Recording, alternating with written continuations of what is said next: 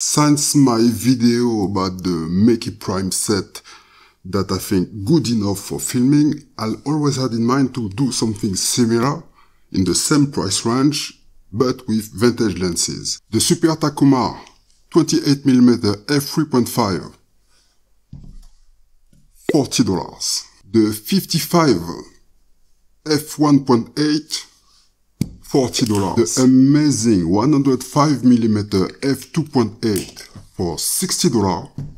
A big sister, the 135 f3.5 for $36. And of course, the 200mm f4 that I had since last year. I had it for $20. So for less than $200, I have 5 lenses that cover all my needs, except the ultra wide angle. But I'm not really like a wide angle. Not my thing. For me, one Takumar set is the best deal right now in the vintage lenses. Period.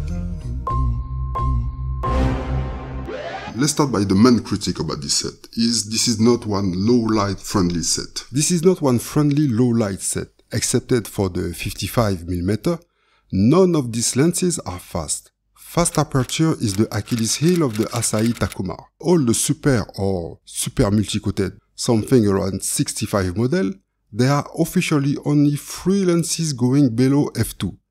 The 50mm at 1.5, the 50mm at f1.4, the 55 at f1.8, and also the 85mm at f1.9. In the coming days, I will add the 24mm, also the 35mm, and if I am lucky enough, maybe the 85mm. But just keep in mind, the 85mm will multiply the cost of your set by 2 or 3.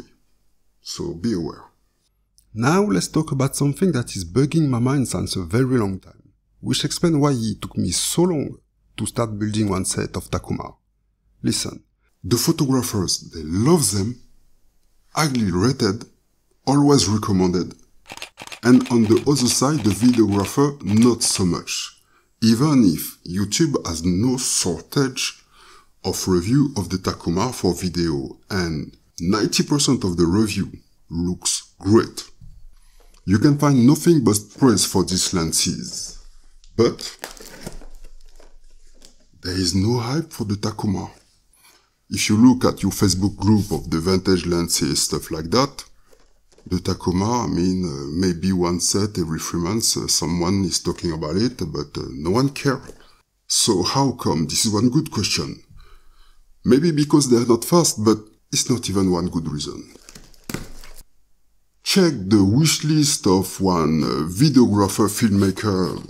At the top of the list, of course, you will have the Zeiss, stuff like that, Minolta, Record, and at the bottom, maybe you might find one Takumar. And if you find something about one Takumar set, it will be something like, "Dear Santa, give me one Takumar set, only if you run out of Soviet lenses or anything else." This is madness. Considering the leftover of the vintage hype, if you are looking for very good lenses at one reasonable price, inexpensive, even cheap, there is only one brand left. It's quite easy. If you are looking for some flair, you go with the Super Takumar. If not, you are going with the SMC. Otherwise, for us people into video, the Super Takumar generation is what we want. Now let's move with the build. Look at that. No fancy stuff. No gimmick. In fact, the Takumar are for me the more German and Scandinavian Japanese lenses. Their beauty is in the simplicity of the detail. Just by looking at these lenses, you know that the designer were more thinking about their reputation in 20 years, 50 years than their bank account. I love the design of this lens. So of course we have to talk about the bokeh, because it seems that this is the only thing that matters these days.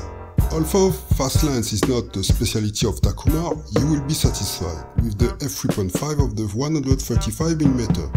Even the 200mm can produce complex bokeh in the right situation.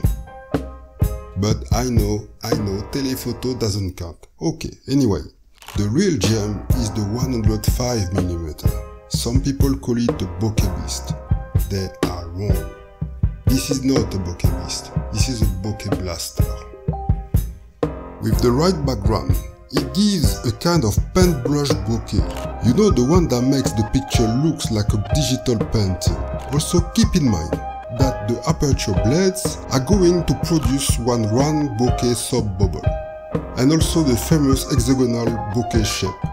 And as I am a bit bored and tired to see the round bokeh bubble everywhere, these hexagonal shapes are all good for me. Until of course I can satisfy my bokeh crave with the oval bokeh of one anamorphic lens.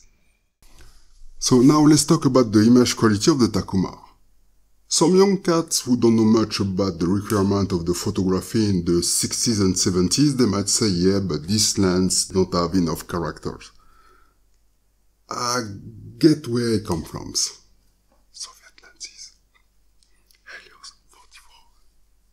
They want to see one swirly bokeh, some defect, some vignetting, stuff like that. Listen.